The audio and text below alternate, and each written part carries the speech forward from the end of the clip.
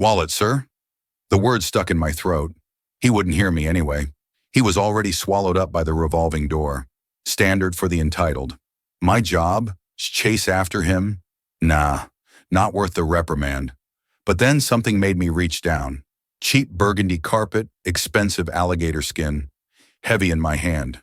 The kind of heavy that screams privilege. Inside, platinum credit cards, a few crumpled bills. Then a photograph. Sun faded. A little girl, gap-toothed grin. Me. Or so close it stole my breath. How? Why? He has no idea I picked it up, but more importantly, he has no idea how that quiet act will change everything. Wallet, sir? The words stuck in my throat. He wouldn't hear me anyway. He was already swallowed up by the revolving door. Standard for the entitled. My job? Chase after him? Nah, not worth the reprimand. But then something made me reach down. Cheap burgundy carpet, expensive alligator skin, heavy in my hand. The kind of heavy that screams privilege. Inside, platinum credit cards, a few crumpled bills, then a photograph. Sun faded. A little girl, gap-toothed grin. Me. Or so close it stole my breath. How? Why? He has no idea I picked it up, but more importantly, he has no idea how that quiet act will change everything. The relentless hum of the restaurant was a familiar lullaby, a soundtrack to my life. Christopher silverware clinking against Bernardo china. Whispered deals over Dom Perignon. The clatter and hiss from the kitchen, a distant symphony. I, Clara Ara Miller, 25 years old and fading fast, was a ghost in this gilded cage. 3 years I'd haunted this place, serving champagne wishes and caviar dreams to people whose pocket change could solve my problems. Dreams of art galleries and history books were shelved, replaced by the grim reality of balancing rent and ramen. My world existed between the stifling heat of the kitchen and the cool, curated elegance of the dining room. A world of meticulously folded tips and carefully concealed exhaustion. Home was a fifth-floor walk-up in Queens, shared with 2 roommates and a cacophony of city noise. Sirens serenading late-night arguments, punctuated by the incessant drip of a leaky faucet. Each day bled into the next, pouring vintage Bordeaux for people who wore more on their wrists than I'd see in a year. My superpower? Invisibility. Efficient, observant, and utterly forgettable. It was a skill honed in the foster care system, a childhood spent learning to shrink, to occupy as little space as possible, to be seen, but never really noticed. Tuesday evenings at the restaurant were usually predictable. Tonight was different, only in the ferocity of the rain. The city lights dissolved into a hazy impressionist painting against the window. I was assigned to table 7, the corner booth, the power seat, its occupant, Mr. Alistair Vance, a titan in the city's financial world, his name whispered with reverence. He was a man in his late 50s with silver hair, kind eyes, and an aura of quiet authority. Unlike the usual clientele, Vance always treated me with respect. He looked at me, not through me. He remembered my name. He even recalled that I was studying art history online, and he always left a tip that softened the blow of rent day. Every Tuesday, he'd arrive alone, order the duck confit and a glass of Pinot Noir, and lose himself in a worn volume of poetry. As I approached his table to refill his water, he smiled, a rare and genuine expression. Dreadful night out there, Clara Ara. Thank you for your impeccable service as always. It's my pleasure, Mr. Vance, I replied, my own smile mirroring his. He shifted to sign the bill, his movements stiffer than usual. His hands, normally steady, fumbled. A dark alligator leather wallet slipped from his inner jacket pocket, landing silently on the plush burgundy carpet. Neither of us noticed.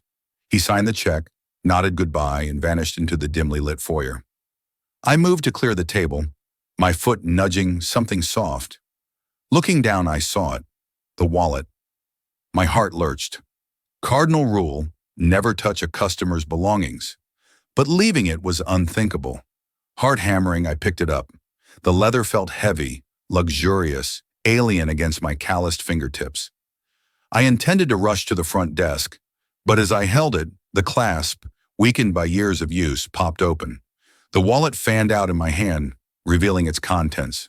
A row of platinum and black credit cards, the crisp edge of $100 bill, and a plastic sleeve on the left.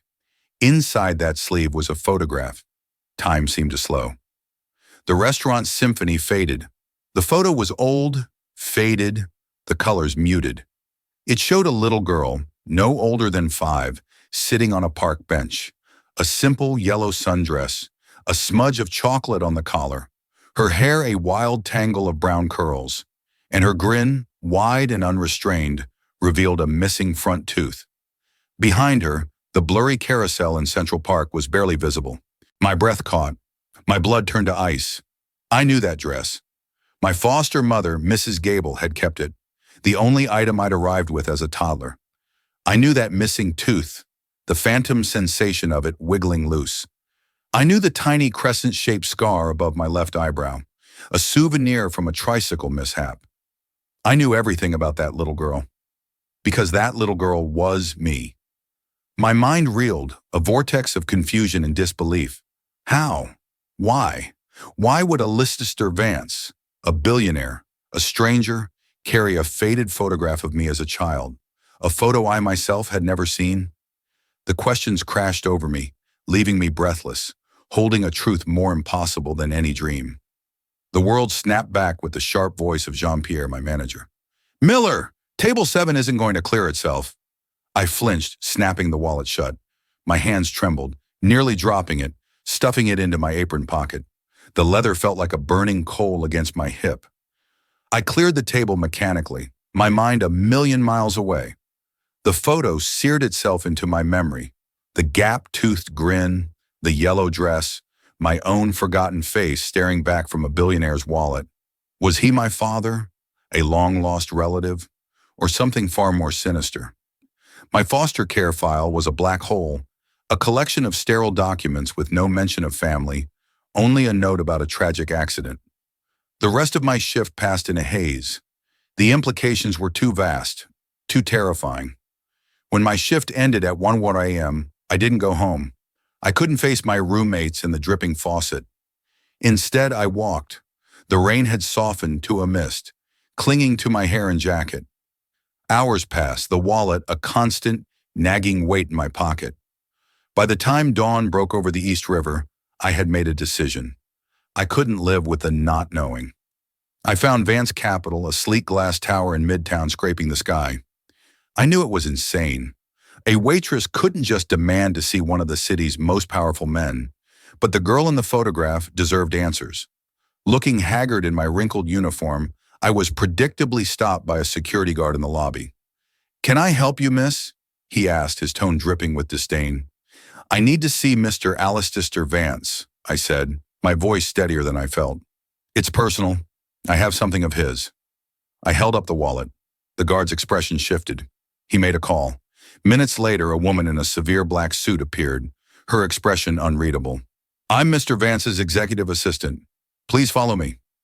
I was led into a silent elevator that whisked me to the penthouse floor. The doors opened onto a space that was less office, more modern art gallery, white walls, minimalist furniture, a panoramic view of Central Park. And there, standing by the window, silhouetted against the morning sky, was Alistair Vance. He turned. The kindness in his eyes was gone, replaced by profound shock and something like fear. "Clara Ara," he said, his voice barely a whisper. "I believe this is yours," I said, my hands shaking as I held out the wallet. He crossed the room and took it, his fingers brushing mine. He didn't check the contents. He didn't need to. His gaze was locked on my face, searching, assessing. The silence stretched, thick with unspoken questions. Finally, I broke it, my voice cracking. "The photograph inside, the little girl, that's me. Why do you have it? Who are you?" Alistair Vance seemed to age a decade before my eyes. The powerful CEO vanished, replaced by a weary, haunted man. He gestured toward a leather sofa. "Please, sit down." He didn't sit opposite me, but beside me, creating an unexpected intimacy. He opened the wallet, looked at the photo, his thumb gently stroking the plastic. "Her name was Clara," he said softly. "Clara Miller." He looked up at me, his eyes glistening. Your father, David Miller, was my best friend. More than a friend, he was my business partner. We started this company together from a garage in Brooklyn. My mind blanked. My father. I'd never even known his name. David Miller. The name felt alien. What happened to him? I asked, my voice tight. Alistair's face clouded with pain. There was an accident. A car crashed 25 years ago. It was late. The roads were slick with rain. A drunk driver ran a red light. Your father and your mother, Laura, they didn't survive. The clinical words of my foster file, tragic accident, suddenly had faces, names, a story. Tears pricked my eyes, not for people I'd never known, but for the lifetime of questions I'd carried. And me, I whispered. You were in the back seat, in your car seat. By some miracle, you were almost unharmed, he said, his voice thick with emotion. I was the first person the police called. I rushed to the hospital, but I was a mess. My own wife had passed away from cancer only 6 months before. I was childless, grieving, completely lost. The state, social services, they took custody. I was in no shape to be a guardian. I was told you'd be placed with a loving family. I convinced myself it was for the best, that you'd have a clean slate, a normal life away from all that tragedy. He looked at me, his eyes pleading for understanding. I was a coward, Clara Ara. I should have done more. I lost touch, and by the time I tried to find you years later, the records were sealed. All I had left of him, of them, was this photograph. I've carried it every day for 25 years, a reminder of my best friend and of my greatest failure. The story was seamless, tragic. It explained everything. And yet a tiny dissonant chord vibrated in the back of my mind. Why did he look frightened when he first saw me? Seeing you at the restaurant, it was like seeing a ghost, he continued, seeming to read my thoughts. I recognized you almost instantly. The shape of your eyes, your smile. I wanted to say something, but how could I? What right did I have to disrupt your life after all these years of silence?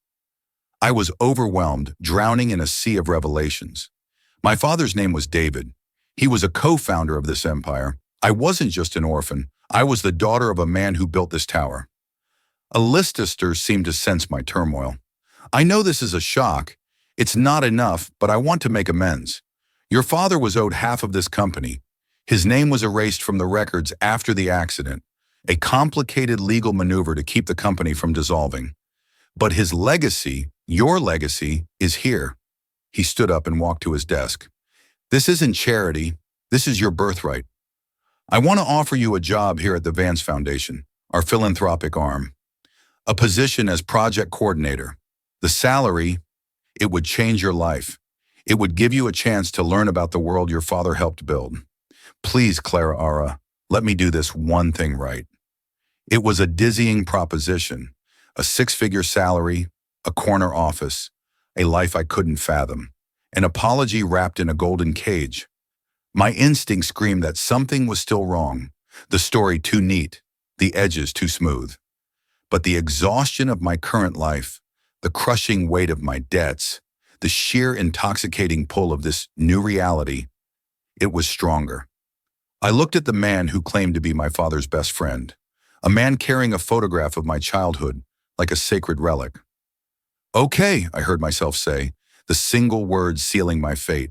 I accept. The uncanny resemblance to Serafina became a splinter in Clara's mind, impossible to ignore.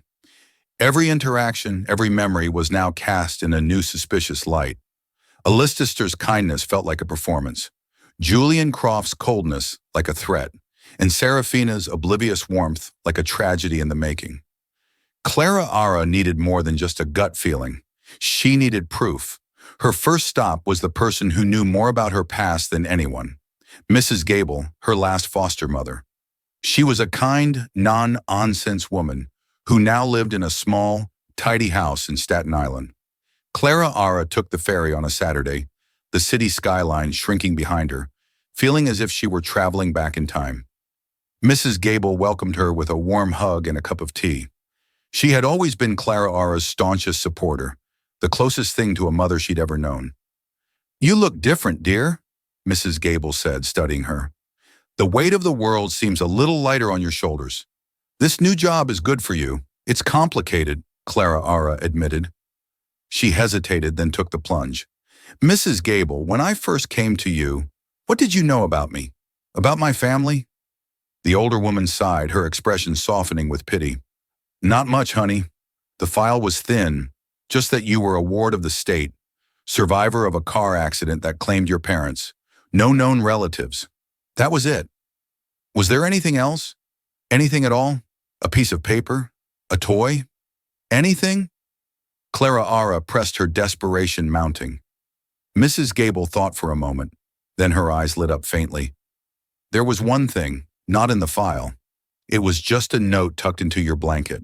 I always thought it was an administrative error, so I never mentioned it. I might still have it in your box. She bustled off and returned with a small cardboard box filled with Clara Ara's childhood drawings and school reports. At the very bottom was a yellowed piece of paper, a hospital intake form. It listed an infant Jane Doe admitted for observation. But what made Clara Ara's blood run cold was a handwritten note scrolled in the margin by a nurse.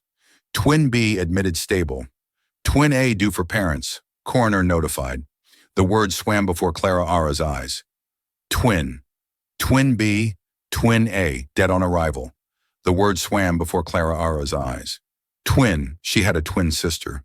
A sister who had supposedly died in the crash. Oh, honey, I'm so sorry, Mrs. Gable said, seeing the look on Clara Ara's face. I thought it was a mistake, a mix-up with another patient. I shouldn't have shown you. But Clara Ara knew it wasn't a mistake. It was the missing piece. She wasn't just an orphan. She was a twin whose sister had been torn from her. But her sister wasn't dead. She was alive, living in a penthouse with a different name. The next step was harder, requiring a descent into the city's bureaucratic labyrinth. Armed with her own birth date and her parents' names, David and Laura Miller. Thanks to Alice Deaster's partial truth, city's bureaucratic labyrinth. Armed with her own birth date and her parents' names, David and Laura Miller. Thanks to Alice Deaster's partial truth, she went to the New York City Department of Records. It took days of navigating indifferent clerks and dusty archives. But finally, a weary employee handed her a grainy microfilm reel. She scrolled through the records, her heart pounding in her chest, and then she found it, the birth certificate for Clara Ara Miller, born at New York Presbyterian Hospital. And right below it, filed on the same day, was another entry. Celeste Miller, born to David and Laura Miller, 3 minutes after her sister Clara Ara. Celeste. The name echoed in her mind. Where had she heard it before? Then it hit her with the force of a physical blow. A society magazine she'd flipped through in the office reception area. A feature on Serafina Vance. Her full name. Serafina Celeste Vance. The lie was no longer just a suspicion. It was a monstrous, undeniable truth. A-lister hadn't just failed to save his best friend's daughter. He had stolen one of them. He had taken Celeste, renamed her Serafina, and raised her as his own while leaving Clara Ara Twin B to be swallowed by the system. He hadn't just erased his partner's name from the company. He had erased a child's entire existence. The final piece of the puzzle lay in the accident itself. Clara Ara filed a request for the 25-year-old police report. When the file finally arrived, it was thin, the details sparse. A tragic accident on the West Side Highway. A drunk driver who was also killed in the crash. But one detail stood out, a name she recognized with a jolt of ice-cold dread. The primary witness on the scene, the one who identified the bodies of David and Laura Miller, the one who spoke to the first responders about the surviving infant, was not Alistair Vance. It was Julian Croft. Croft had been there. He had been a junior associate at the time, Alistair's protege. He had been part of the lie from the very beginning. His cold, watchful eyes suddenly made perfect sense. He wasn't just watching a new employee. He was guarding a secret he had helped create. Clara Ara sat in her tiny apartment. The documents spread out before her like the debris of a shipwreck. The birth certificates, the hospital note, the police report. It was a story of breathtaking cruelty. Her parents were gone. Her identity had been fractured. Her own twin sister was a stranger who wore her face. The gilded cage Alistair had built for her was no longer a place of opportunity. It was a prison built on a foundation of lies, and she now knew she couldn't just accept it. She had to tear it down. The confrontation with Alistair was no longer a matter of if, but when. And this time she wouldn't be asking questions. She would be demanding answers, armed with the undeniable, heartbreaking truth. The sky over Manhattan was the color of bruised plums, threatening a storm that mirrored the tempest brewing inside Clara. She requested a meeting with Alistair under the guise of discussing a new foundation project. Her voice on the phone, a carefully controlled monotone that betrayed none of her inner turmoil. She found him in his penthouse office, the same place where he had fed her the carefully curated story of his grief and failure. He was staring out at the city, a glass of amber liquid in his hand. He looked tired, older than he had just weeks ago. "Clara," he said, turning with a gentle smile that now seemed grotesque to her. "Thank you for coming up. What can I do for you?" She didn't speak. Instead, she walked to his expansive mahogany desk and laid the documents out one by one, like playing cards in a game with impossibly high stakes. First, the copy of her birth certificate. Next to it, the certificate for Celeste Miller. Then, the hospital intake note with the nurse's scroll, Twin B. Finally, the police report with Julian Croft's name circled in red ink. Alistair stared at the papers, the color draining from his face. His hand trembled, and he placed the glass down with a heavy thud. The smile vanished, replaced by the same raw, cornered fear she had seen in his eyes that first day in the lobby. The facade he had maintained for 25 years crumbled in an instant. How was all he could manage his voice a hoarse whisper? "Does it matter?" Clara shot back, her voice low and trembling, with a rage she had held in check for days. "You told me my father was your best friend. Was this how you honored him? By tearing his family apart? By stealing his daughter and throwing the other one away like she was nothing?" He sank into his chair, his head in his hands. The powerful titan of industry was gone, replaced, behold, by a broken old man. When he looked up, his eyes were swimming in unshed tears. "You don't understand." "Oh, I think I understand perfectly," she said, her voice rising. "You saw an opportunity. Your wife had died. You were childless. You saw two identical baby girls, and you took the one you wanted. You took Celeste. What happened to Clara? Was she just collateral damage? A loose end you couldn't be bothered to tie up?" "No," he cried out the word. "A raw wound. That's not how it was." He took a ragged breath, the confession spilling out of him as if a dam had finally broken. "The accident. It wasn't just your parents, Clara. My wife, Elena, she didn't die of cancer 6 months earlier. That was a lie I told to simplify things. She was in the car with them." Clara recoiled as if struck. David had made a breakthrough. Alistair continued, his voice heavy with the weight of memory. A predictive algorithm for the market that was revolutionary, borderline genius, but it was risky. I wanted to be cautious. David wanted to go Allen. We argued. It was the worst fight we ever had. He and Laura and Elena, who was trying to play peacemaker. They drove off to cool down. You and Celeste was in the back. He choked on a sob. I was following them, trying to apologize. I saw the whole thing. The truck running the light. The impact. It was apocalyptic. By the time I got to the car, David, Laura, Elena, they were all gone. But in the back seat amidst the wreckage, you two were crying. You were both alive. He looked at Clara, his eyes pleading. In that moment, I lost everyone. My best friend, his wife, and my own wife. My entire world was gone. And then I looked at you too. And I broke. I saw a chance to save a piece of them, a piece of her. Eleanor and I, we couldn't have children. It was the great sorrow of our lives when I saw you both perfect, innocent. I made a decision, a terrible, selfish, monstrous decision born of grief. He gestured to the police report.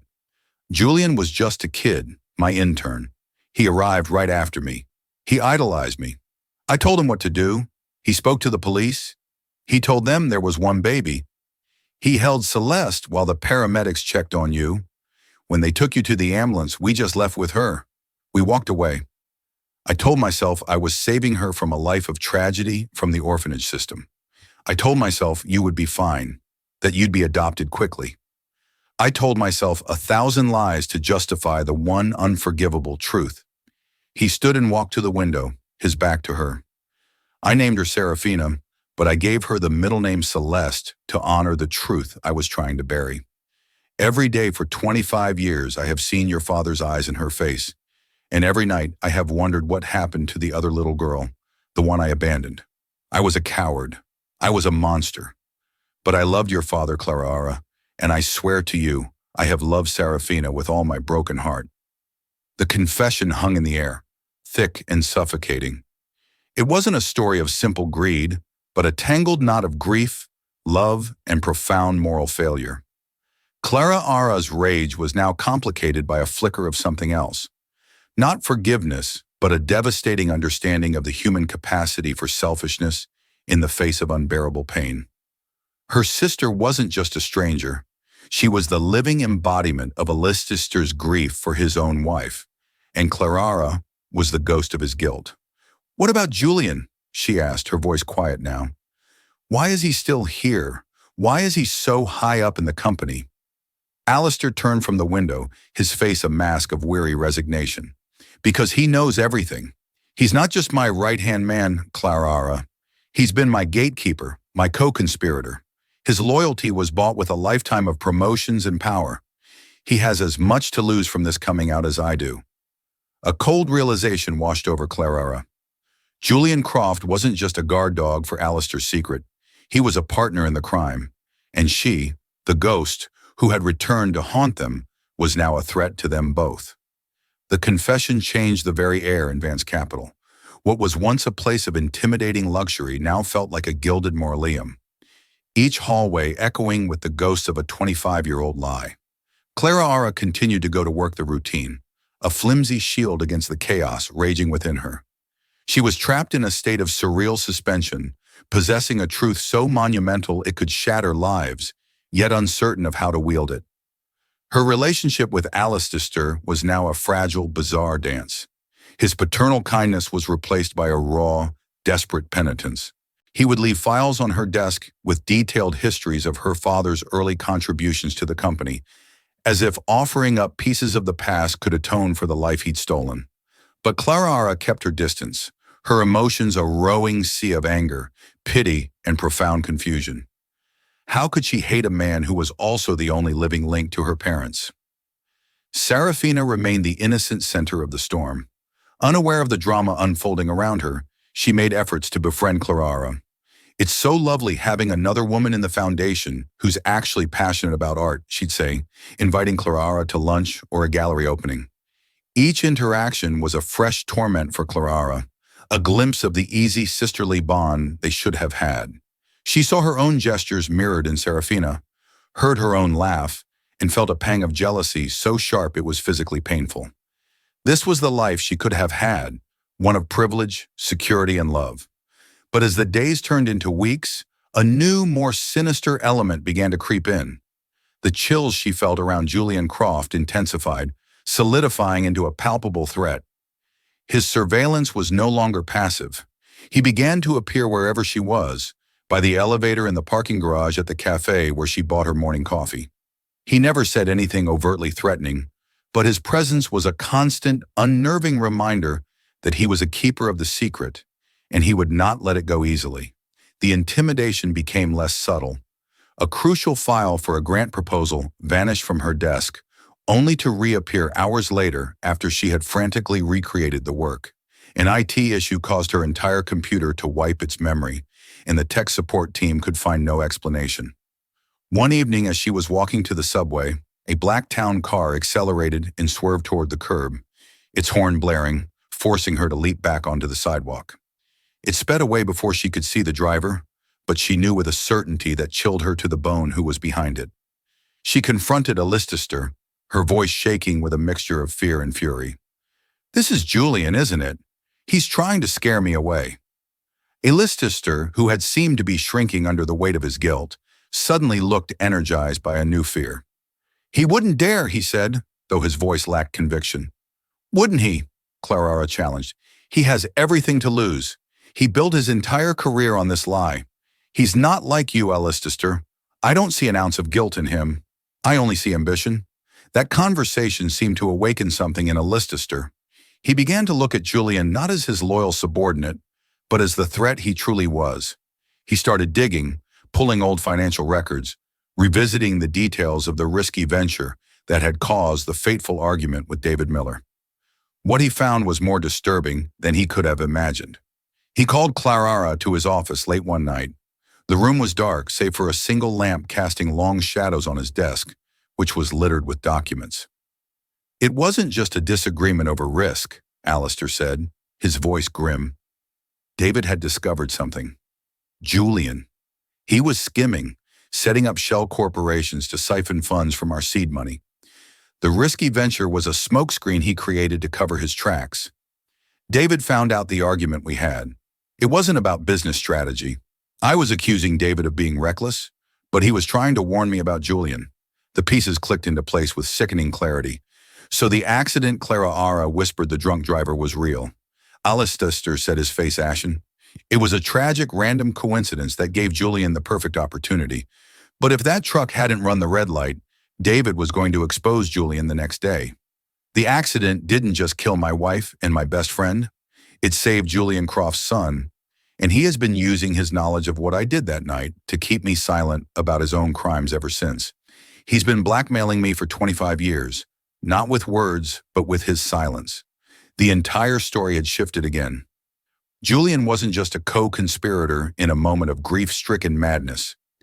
He was a cold-blooded criminal who had profited from tragedy, leveraging Alistair's guilt to build his own empire within the company. Suddenly, the threat felt infinitely more real. Julian wasn't just trying to protect a secret about Serafina and Clara. He was protecting himself from a prison sentence for massive fraud. A man like that wouldn't stop at a few veiled threats. Clara wasn't just an inconvenience. She was the one person who could bring his entire world crashing down. The next day, Clara arrived at her office to find an envelope on her chair. No name, no return address. Inside was a single, glossy photograph. It was a recent picture taken from a distance of Mrs. Gable, her foster mother, tending to the roses in her front garden in Staten Island. There was no note. There didn't need to be. The message was crystal clear. We know who you care about. Back off or they will get hurt. The time for quiet contemplation was over. This was no longer just about the past. It was about survival. The photograph of Mrs. Gable was a declaration of war. The fear it ignited in Clara burned away any remaining hesitation. This was no longer just her fight. Julian had crossed a line, threatening the only person who had ever shown her consistent motherly love. She stormed into Alistair's office, the photo slapping down on his desk like a thrown gauntlet. He's threatening her, she said, her voice a low, dangerous growl. He's threatening an innocent old woman. This ends now. For the first time since the confession, the weary, guilt-ridden Alistair Vance was gone. In his place stood the titan of industry she had first read about, his eyes blazing with a cold, protective fury. The threat to Clara and now to Mrs. Gable had finally forced him to choose between self-preservation and redemption. You're right, he said, his voice firm. He's leveraged my shame for the last time. I've spent half my life living in a prison of my own making. It's time to burn it down. The plan they formulated was audacious and fraught with risk. It couldn't be a quiet firing. Julian was too deeply embedded, his network too vast. He had to be exposed publicly, unequivocally, leaving him no room to maneuver. Alistair called an emergency meeting of the Vance Capital Board of Directors for the following morning. The stated reason was a surprise Q3 performance review. The real reason was to detonate a 25-year-old bomb. That evening was the hardest of Clara's life. Alistair insisted on telling Serafina the truth himself before she heard it in a boardroom. Clara waited in Alistair's cavernous apartment, pacing the marble floors while he spoke to the daughter he had raised in the library. She couldn't hear the words, but she heard a single shattered cry, followed by a long, heavy silence. When they emerged, Serafina's face was pale, and tears streaked her eyes red-rimmed. She looked at Clara, not with the easy warmth of before, but with a bewildered, wounded expression. It was the look of someone whose entire reality had been ripped away. There were no hugs, no instant sisterly bond. There was only the raw, gaping wound of the truth. "Is it true?" she asked Clara, her voice a fragile whisper. "Are you really?" "Yes," Clara said softly. "My name is Clara Miller, and I believe yours is Celeste Miller." The name hung in the air between them both, a greeting and an epitaph for the life Serafina had known. The next morning, the boardroom at Vance Capital was tense. The board members, a collection of the city's most powerful men and women, murmured in confusion, surprised by the unscheduled meeting. Julian Croft sat at Alistair's right hand, a picture of calm confidence, clearly believing the meeting was his own initiative to oust a distracted and aging Alistair. Elisteister entered the room, but he wasn't alone. Flanked by Clara and a stone-faced Serafina, he walked to the head of the table. "Thank you all for coming," he began, his voice ringing with an authority no one had heard in years. "I have not called this meeting to discuss third-quarter earnings.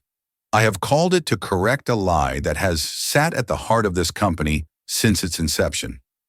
He began to speak. He told them about David Miller, his true co-founder.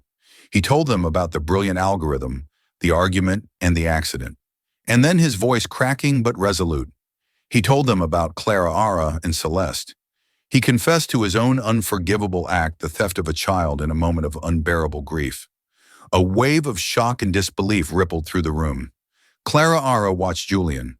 His confident smirk had frozen, replaced by a mask of tightening fury as he realized what was happening. "But my personal failure is only half the story." Alistair continued his gaze, locking onto his second-in-command. "The lie I told that night allowed another more insidious lie to fester. David Miller didn't just disagree with me on business strategy. He had discovered that our star protégé, Mr. Julian Croft, was a common thief embezzling funds from the company he was pretending to help build. He signaled to his assistant, and a screen behind him lit up, displaying bank statements, transaction logs, and the intricate web of shell corporations Julian had created. The evidence was damning, undeniable. Julian leaped to his feet. This is slander lies from a senile old man trying to cover his own tracks. He's confessing to kidnapping, for God's sake. He's insane. Am I?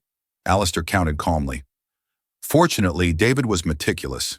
He kept a backup of his research, a data drive he mailed to his lawyer for safekeeping the day before he died, with instructions to release it if anything happened to him. The lawyer retired, but his firm recently unearthed it during an office move. It contains all the proof of your fraud, Julian, and a sworn affidavit from David stating his intent to expose you. It was the final devastating blow. Julian's face contorted in a mask of pure rage and panic. He looked from the board members' horrified faces to Clara, his eyes filled with venom. He saw the source of his downfall. "You!" he spat, taking a step towards her. Before he could take another, the boardroom doors opened and two uniformed NYPD officers accompanied by a pair of detectives in suits walked in. "Julian Croft," one of the detectives said, his voice cutting through the silence, "you're under arrest for fraud, embezzlement, and conspiracy." It was over. The public unmasking was absolute as they cuffed a stunned and sputtering Julian Alistair. Vance looked at the board. "I will be resigning as CEO effective immediately. I will cooperate fully with the authorities regarding my own actions in the matter of my daughters. The board will elect my successor. My only request is that you restore David Miller's name as a founding partner of this company. It's long past time." In the silent, shocked aftermath, Clara and Serafina stood near the window, looking out over the city. Below them, a police car pulled away from the curb, carrying Julian Croft and his 25 years of secrets. There was no easy resolution, no joyful embrace. They were sisters, but they were also strangers, their lives irrevocably shattered and intertwined. "I don't know who I am anymore," Serafina whispered, watching the city below. "Neither do I," Clara replied, her voice steady. "But for the first time, I think we get to find out together." The path ahead was uncertain, fraught with therapy, legal battles, and the monumental task of forging a relationship from the ashes of a lie. But as they stood there, Two halves of a whole, watching the storm clouds finally begin to part over Manhattan. There was a flicker not of a happy ending, but of a real hard one beginning. The story of Clara and Serafina isn't a fairy tale. It's a raw, powerful reminder that the truth, no matter how long it's buried, always finds a way to the surface. It's about the devastating consequences of a single choice born from grief and the quiet strength it takes to reclaim a life that was stolen from you. Their journey to becoming sisters has only just begun, and the scars of the past will never fully fade. But in their shared future, there is finally a glimmer of hope, a chance to build something real and lasting on the ruins of a billionaire's lie. What would you have done in Clara's shoes? How can a family ever truly heal from such a deep and calculated betrayal? If this story of hidden secrets and the unbreakable bond of blood resonated with you, please take a moment to hit that like button to let us know. Share it with someone who loves a story that keeps you guessing until the very end. And most importantly, subscribe to our channel and turn on notifications so you never miss another tale that reveals the extraordinary secrets hidden in ordinary lives. Thank you for listening.